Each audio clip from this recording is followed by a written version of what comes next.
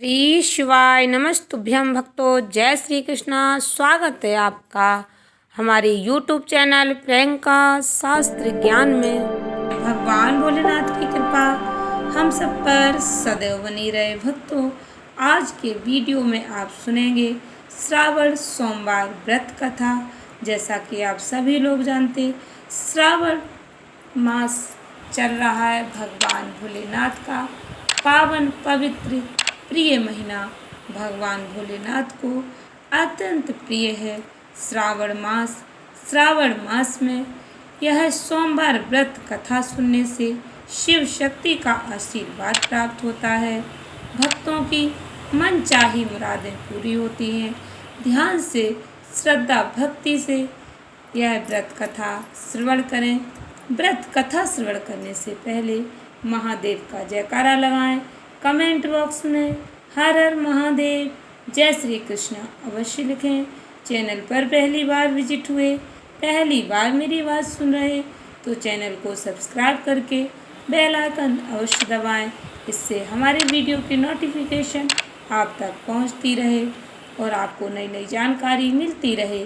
सभी भक्तों को श्रावण मास की हार्दिक शुभकामनाएं। बोलिए भगवान भोलेनाथ की जय, माता पार्वती की जय। श्रावण सोमवार की कथा। अमरपुर नगर में एक धनी व्यापारी रहता था। दूर दूर तक उसका व्यापार फैला हुआ था। नगर में उस व्यापारी का सभी लोग मान सम्मान करते थे। इतना सब कुछ होने पर भी वह व्यापारी अंतर मन से बहुत दुखी था, क्योंकि उस व्यापारी के कोई पुत्र नहीं था। दिन रात उसे एक ही चिंता सताती रहती थी, उसकी मृत्यु के बाद उसके इतने बड़े व्यापार और धन संपत्ति को कौन संभालेगा। पुत्र पाने की इच्छा से वह व्यापारी प्रति सोमवार भगवान भोलेनाथ की व्रत पूजा किया करता था। सायंकाल को व्यापारी शिव मंदिर में जाकर भगवान शिव जी के सामने घी का दीपक जलाया करता था। उस व्यापारी की भक्ति देखकर एक दिन पार्वती ने भगवान भोलेनाथ से कहा, हे प्राणनाथ, यह व्यापारी आपका सच्चा भक्त है। कितने दिनों से यह सोमवार का व्रत और पूजा नियमित कर रहा। भगवान आप इस व्यापारी की मनोकामना अवश्य पूर्ण करें। भगवान भोलेनाथ ने मुस्कुराते हुए कहा, हे पार्वती, इस संसार में सबको उसके कर्म के अनुसार फल की प्राप्ति होती है। प्राणी जैसा कर्म करते हैं उन्हें वैसा ही फल प्राप्त होता है। इसके बावजूद पार्वती जी नहीं मानी।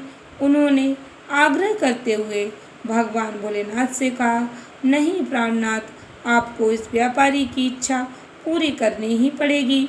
यह आपका अनन्य भक्त है। प्रति सोमवार आपका विधिवत व्रत रखता है। पूजा अर्चना के बाद आपको भोग लगाकर एक समय भोजन ग्रहण करता है। आपको इसे पुत्र प्राप्ति का वरदान देना ही होगा। पार्वती का इतना आग्रह देखकर भगवान भोलेनाथ ने कहा, तुम्हारे आग्रह पर मैं इस व्यापारी को पुत्र प्राप्ति का वरदान देता हूँ, लेकिन इसका पुत्र 16 वर्ष से अधिक जीवित नहीं रहेगा। उसी रात भगवान शिव जी ने स्वप्न में उस व्यापारी को दर्शन देकर उसे पुत्र प्राप्ति का वरदान दिया और उसके पुत्र के 16 वर्ष तक जीवित रहने की बात भी बताई। भगवान के वरदान से व्यापारी को खुशी हुई, लेकिन पुत्र की अल्पायु की चिंता ने उस खुशी को नष्ट कर दिया। व्यापारी पहले की तरह सोमवार का विधिवत व्रत करता रहा। कुछ महीने पश्चात उसके घर अति सुंदर पुत्र उत्पन्न हुआ। पुत्र जन्म से व्यापारी के घर में खुशियां भर गईं। बहुत धूमधाम से पुत्र जन्म का समारोह मनाया गया। व्यापारी को पुत्र जन्म की अधिक खुशी नहीं हुई, क्योंकि उसे पुत्र की अल्पायु के रहस्य का पता था। यह रहस्य घर में किसी को नहीं मालूम था। विद्वान ब्राह्मणों ने उस पुत्र का नाम अमर रखा।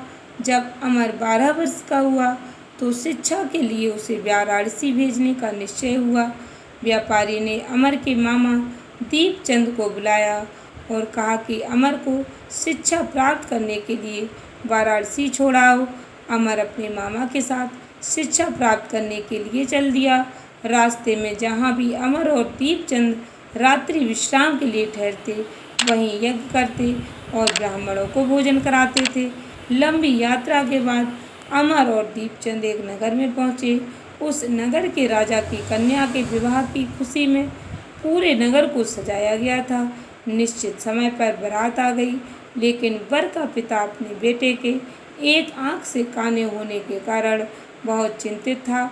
उसे इस बात का भय सता रहा था कि राजा को इस बात का पता चलने पर कहीं वह विवाह से इनकार न कर दें, इससे उसकी बदनामी होगी।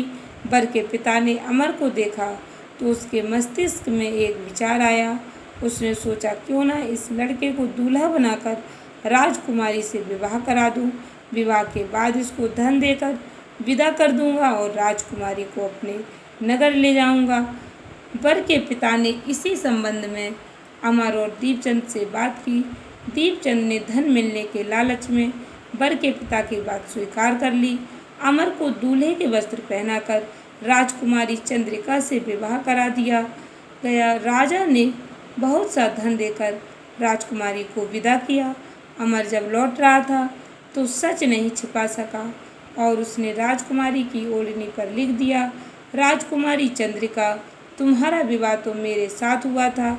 मैं तो वाराणसी में शिक्षा प्राप्त करने जा रहा हूँ। अब तुम्हें जिस नवयुवक की पत्नी बनना पड़ेगा वह कान्हा है। जब राजकुमारी ने अपनी ओढ़नी पर लिखा हुआ पढ़ा तो उसने काने लड़के के साथ जाने से इनकार कर दिया। राजा ने सब बातें जानकर राजकुमारी को महल में रख लिया। उधर अमर अपने मामा दीपचंद के साथ वाराणसी पहुंच गया। अमर ने गुरुकुल में पढ़ना शुरू कर दिया। जब अमर की आयु 16 वर्ष पूरी हुई तो उसने एक यज्ञ किया। यज्ञ की समाप्ति पर ब्राह्मणों को भोजन कराया और खूब अन्न वस्त्र दान किया। रात को अमर अपने शयन कक्ष में सो गया।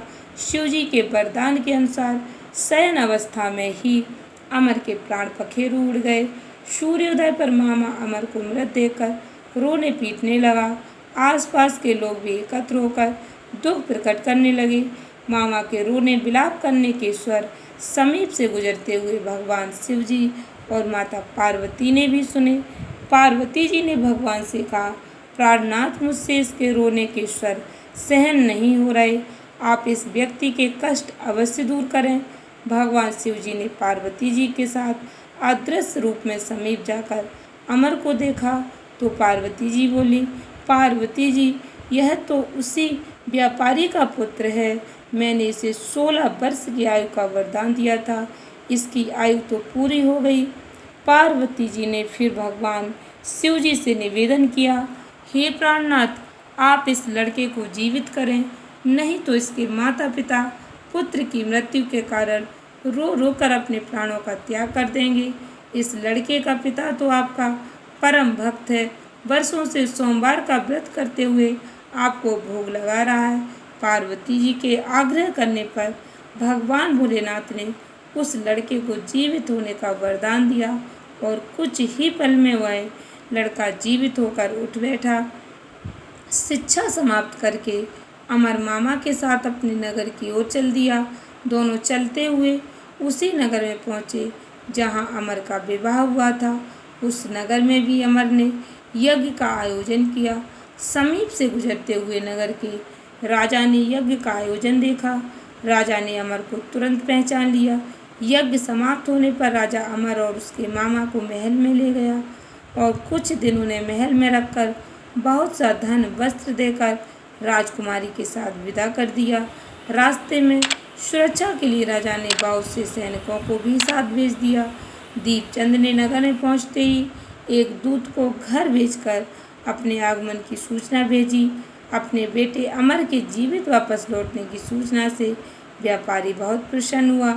व्यापारी ने अपनी पत्नी के साथ स्वयं को एक कमरे में बंद कर रखा था। भूखे प्यासे रहकर व्यापारी और उसकी पत्नी बेटी की प्रतीक्षा कर रहे थे। उन्होंने प्रतिज्ञा कर रखी थी कि यदि उन्हें बेटी की मृत्यु का समाचार मिला तो दोनों अपने प्राण त्याग देंगे। व्यापारी अपनी पत्नी और मित्रों के साथ नगर के द्वार पर पहुंचा। अपने बेटे के विवाह का समाचार सुनकर पुत्र वधू राजकुमारी चंद्रिका को देखकर उसकी खुशी का ठिकाना न रहा। उसी रात भगवान शिवजी ने व्यापारी के स्वप्न में आकर कहा, हे श्रेष्ठी, मैंने तेरे सोमवार के व्रत करने और व्रत कथा सुनने से प्रसन्न होकर तेरे पुत्र को लंबी आयु प्रदान की है। व्यापारी बहुत प्रसन्न हुआ। सोमवार का व्रत करने से व्यापारी के घर में खुशियां लौट आईं। शास्त्रों में वर्णन मिलता है, जो स्त्री पुरुष सोमवार का विधिवत व्रत करते हैं, व्रत कथा श्रवण करते हैं, दूसरों को सुनाते हैं, उनकी सभी मनोकामनाएं पूर्ण होती हैं। आशा करती हूँ वीडियो अच्छी लगी होगी, उपयोगी लगी हो तो इस कथा को अधिक से अधिक भक्तों को शेयर करें। भगवान भोलेनाथ का आशीर्वाद प्राप्त करें। धन्यवाद भक्तों। श्री शिवाय नमस्तुभ्यम।